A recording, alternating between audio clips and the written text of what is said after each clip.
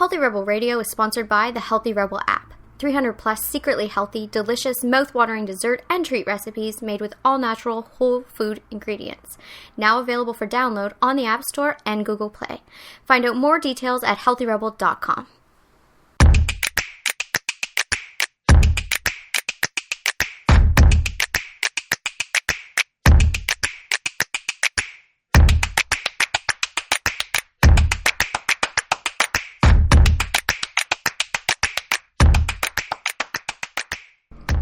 Welcome to Healthy Rebel Radio. I'm your host, Dr. David Deiser. I'm here with my Gaming Health Healthy Rebel co-founder, Amy Lane. Good morning. Good morning. Today we're talking about the secrets of deeply passionate people. This episode came to fruition because of a few things that occurred last week. Number one, you were crying because you didn't feel like you were fulfilling your potential. And it happens every 6 months, probably? This is probably the only thing that you cry about. It is. And I find that, I mean, it's I want to say hilarious, but that seems kind of mean, but it's not hilarious, but it strikes me funny that is where your emotions go when it comes to fulfilling your potential. Just to put this in perspective, I've been doing this since I was a toddler. And I find that interesting as well. Yeah. You basically came out of the womb like this. It's really strange. Since I was a toddler, every 6 months I would have basically, I don't know, existential crisis, maybe. Mm-hmm. And I would do the whole, what am I doing here? What is the point of life? I don't feel like I'm living my highest potential. And it's so funny because it doesn't matter how much good happens in my life or how great things are. I mean, I have an amazing life and I've accomplished so much and I love it. I love my life. But there's this burning passion inside of me that drives me forward to keep going and keep reaching. And I have such huge dreams that sometimes they can be overwhelming. Yeah, I mean, and that's what sets off the emotion. But I feel like for you, it's this natural reset button every 6 months that says, how can I give more to this world? Like, how can I positively contribute in a different way or a better way? And every 6 months, I kind of do an emotional cleansing of resetting and refocusing. Yeah, and I think that's really helpful as well. And it's funny because it's often around January, July...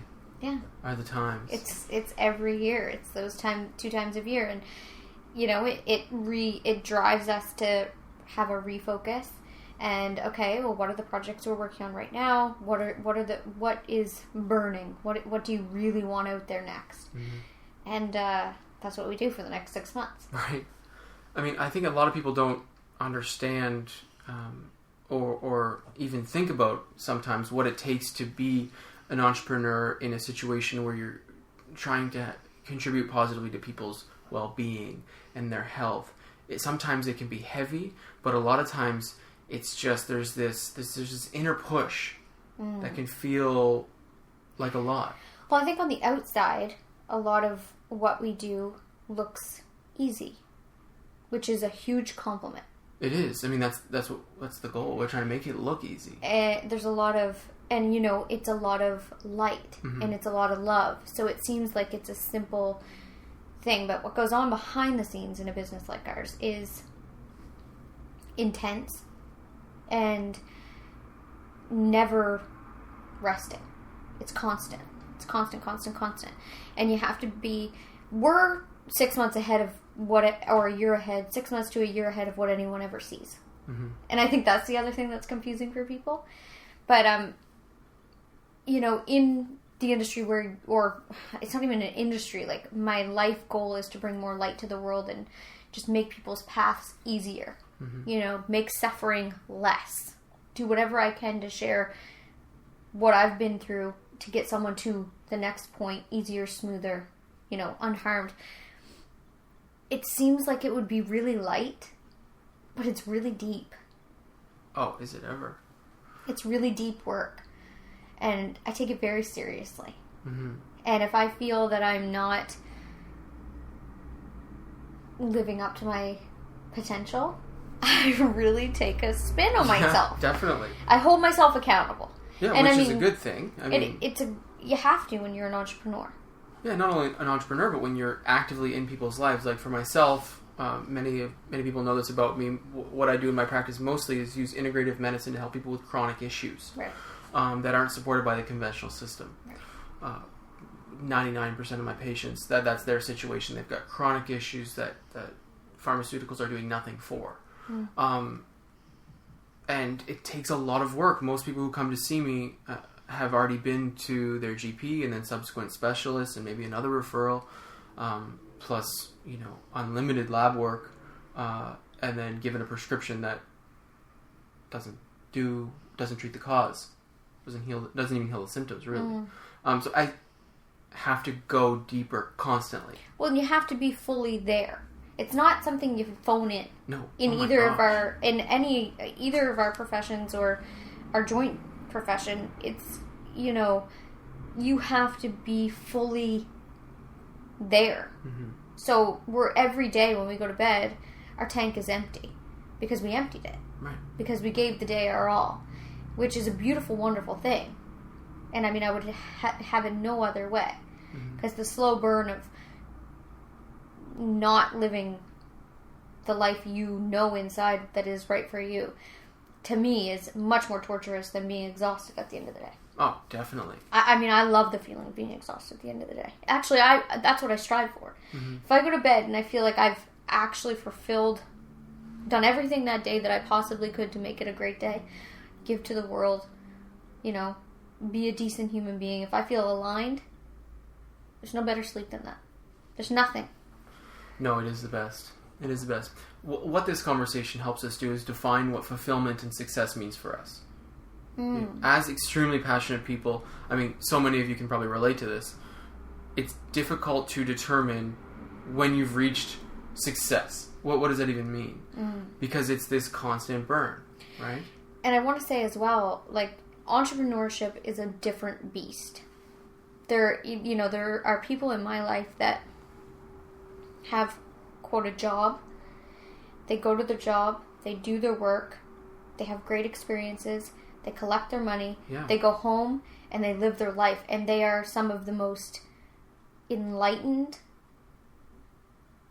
people that I've met, that I want to be around. Now, so you don't have to have an entrepreneur that's, like, what I'm trying to say is, there are people with mundane jobs that are literally like spiritual superstars just in like a uniform. They just go and do their work, but they bring so much light to the world. Like, I try to say this to people all the time because I feel like there's a lot of like younger people coming up that no longer want to like get the job at Starbucks. And wherever you are, whatever job you're doing, that's your spiritual place. That's your highest good at that time that, you should be doing. Like, there's no shame in any job. No. And we all have climbed the ladder. We've all walked. You don't jump. And that's the other thing that I feel like people don't get. Just because you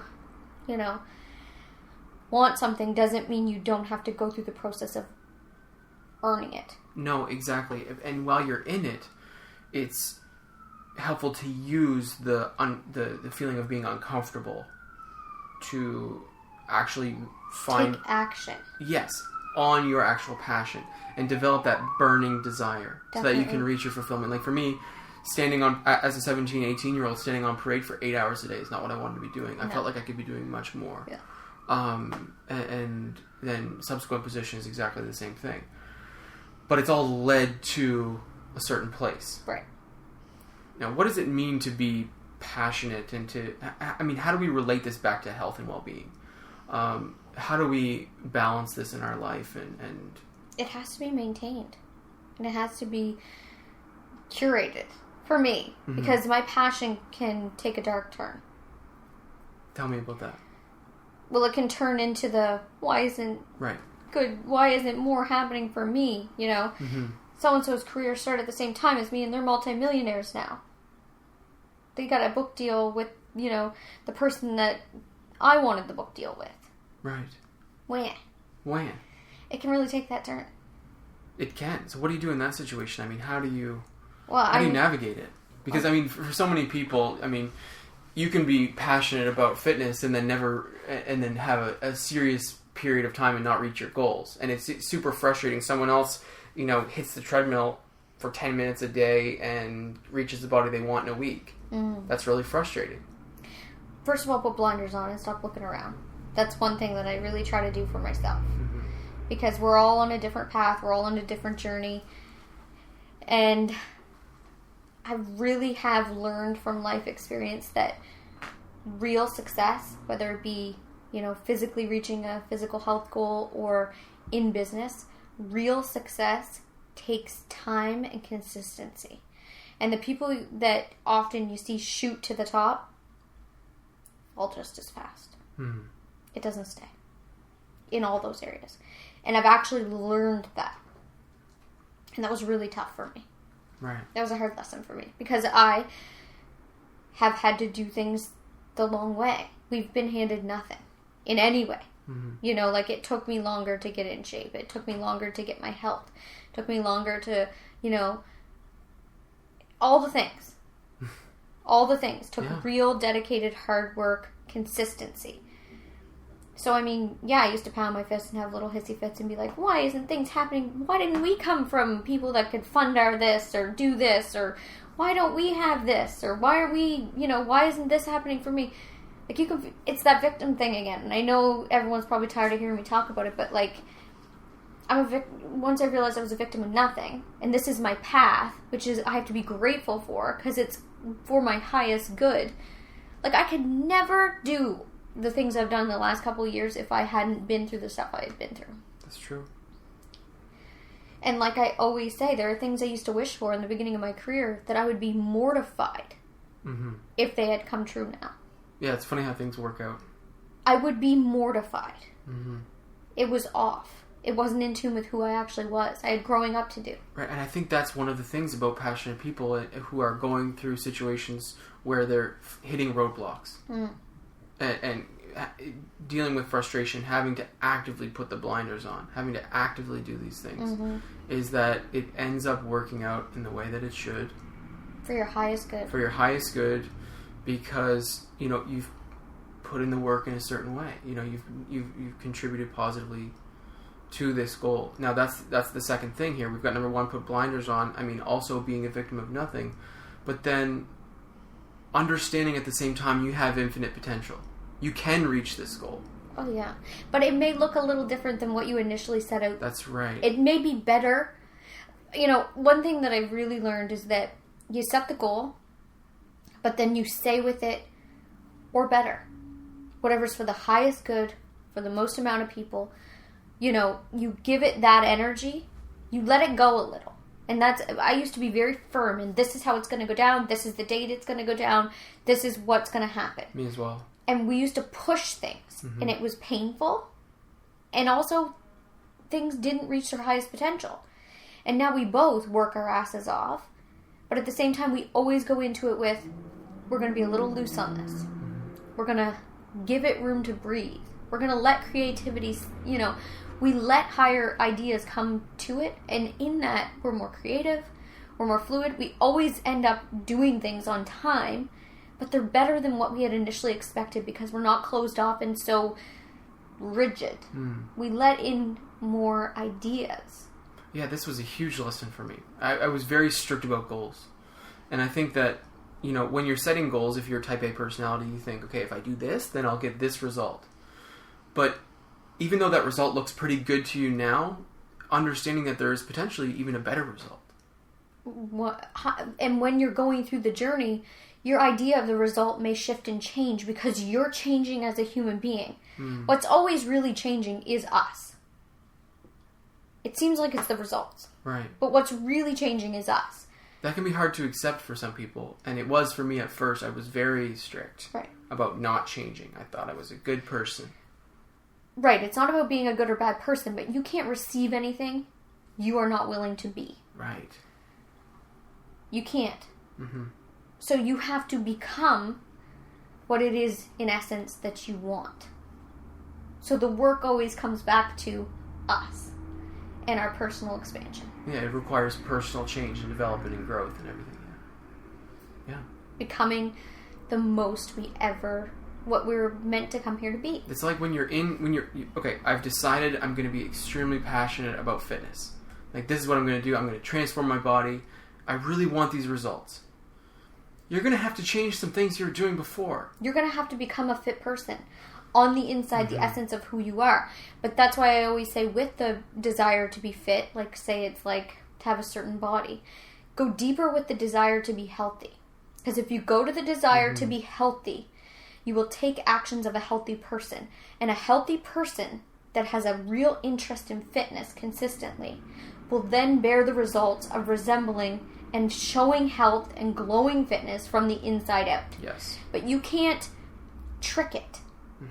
And that's what diets and all this crap that we've been sold from the 80s till, I feel like it's dying out. But fad diets sold is that you could, you don't have to become anything. You stay the same. You just follow this eating plan. And then you'll trick everyone. You'll look healthy, but whatever. You don't have to do the stuff that makes you actually healthy. Yeah, that was the conversation. And that conversation is changing.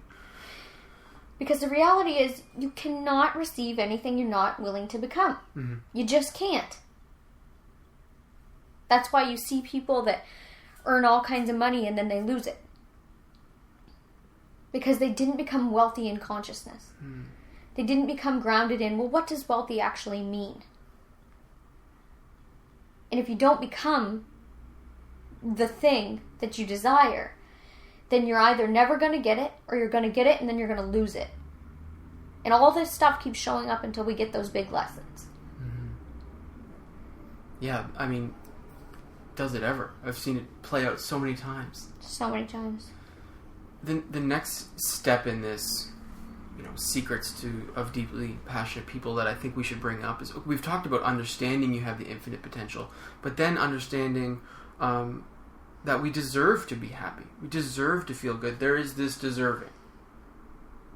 I think that you can see, okay, I can do anything. But I also deserve to feel great. I also deserve what I'm doing. Like the end result. It is my right to reach my highest good. And I think that's really important. Yeah, and it's not about, you're not entitled. You're not entitled to anything. Well, not any different than anyone else. No. And, but your baseline, like you deserve and are to feel consistently good. Consistently calm. Consistently that life supports you. Consistently that life is good. Yeah, it's a lesson. It's something to pick up. It's something to tap into. But you can't go out and get that. No, you just have to catch it. You have to catch it, but then you have to plant it and you have to nurture that shit. That's right. Constantly. Yeah, that's the next phase. Once you've understood these concepts of infinite potential and the deserving of happiness and feeling good, you've planted the seed. Now you have to put in work to harness it. So you're passionate. Okay, sure, everyone can generate some motivation if they really put their mind to it. To be consistent is to watch that seed grow and to continually nurture. Surrender to as long as it's going to take. That's the other thing in that. Surrender to the work that needs to be done. Surrender to, I'm going to do what needs to be done consistently for as long as it needs to be done to feel the way or to be the thing that I desire. Now, when this comes to nutrition, this portion of the show today, when this comes to nutrition, this requires things like preparing meals, taking a Sunday and making big batches of healthy meals, chopping up veggies and putting them in your fridge. I mean, these things, they don't take very long, but the benefits are huge. The resistance takes so much more energy than the actual action. That's what drives me crazy.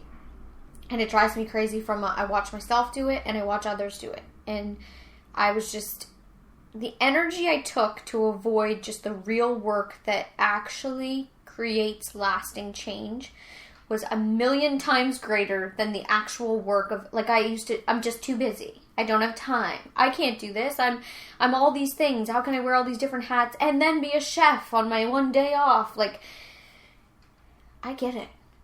But the energy of that, saying all that, and then resisting what just needs to be done, ends up being much more than just taking the actions to get the stuff done. Yeah, in the time it took you to say that, even, you could have made a pot of oatmeal. I mean, boom. Yeah, at least got it started, and then just put it in the pan. I mean, it's so true, and you have to manage your energy expenditure really, really tightly in this situation if you really want to achieve, an optimum situation.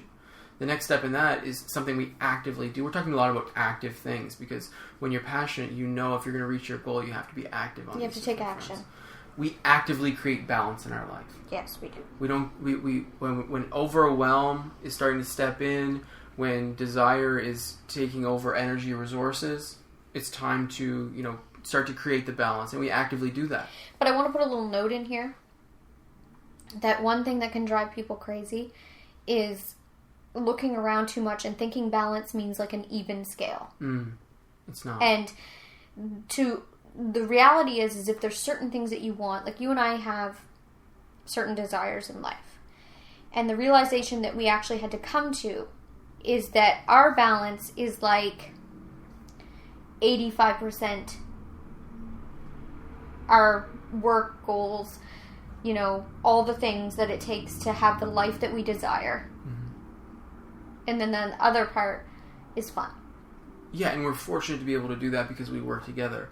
But that ratio is exactly how we have to be to live in our current situation and reach these goals. But if we didn't know that and we were looking for a 50-50 split, it would cause suffering. It would be difficult. Because it can't happen at this time in our life. If to live the life we want, there's no such thing as like a 50% work, a 50% fun. There's just no such thing. And the reason we're saying this is because we've been through it. We've been on both ends of it. We've been 100% in zero. Yeah. We've been 50-50. I mean, we spent years at 100% and like 0.5 was enjoyable times. Yeah, and it's not recommended. No, and I don't know how we got through it. Yeah. So that's why we're sharing these lessons, really, is because we've been through this stuff. Yeah. One of the other ones you said to me before we started the show today is, actually we've covered this one as well. I think there's really one left I want to share, and I think it's an important one to consider. It's that when we're talking about reaching a goal or being passionate about a goal, we creatively look at what needs to be done to reach the goal. We're passionate and we'll put in the work, and we've clarified that. But we're creatively developing what the proper steps should be, and then we're open to change. So not only do we understand that, we all have infinite potential, we all deserve to have happiness and feel good, but there's creative steps that take place with the idea that you're open to even better. It's not just open to a better goal, it's open to a better way. Sometimes, in my life, it's been the harder I work, the better results I'll get. If I push it to the max, 100% in zero, I always thought this was the way. Then I would reach, I'd be the best at everything, whatever I put my mind to. But then I realized that there's sometimes a creative way to reach the same goal or even a better goal that might be a little easier on the body. But that's not to say that there aren't times that we're 100% work and zero fun. Because there are. If you're going to reach certain heights in life, there are going to be times where it's not, quote unquote, like fun. Like hard work is, like that's the only thing the only real grievance, I guess, at all I have with, this positively spirituality movement is kind of the sales pitch that if you find your thing, that you don't have to make any more sacrifice or work. Right, yeah, it's done. You did it. You found it. And it's a lie. Because even if it's your passion in life, it's your thing, it's the best thing, like it's what makes you feel alive, there's still work to be done. There's still things behind the scenes. There's stuff you have to do, that isn't just the part you love. Right. There's no escaping hard work. There's no jumping the ladder. There's just no such thing. No, and it's...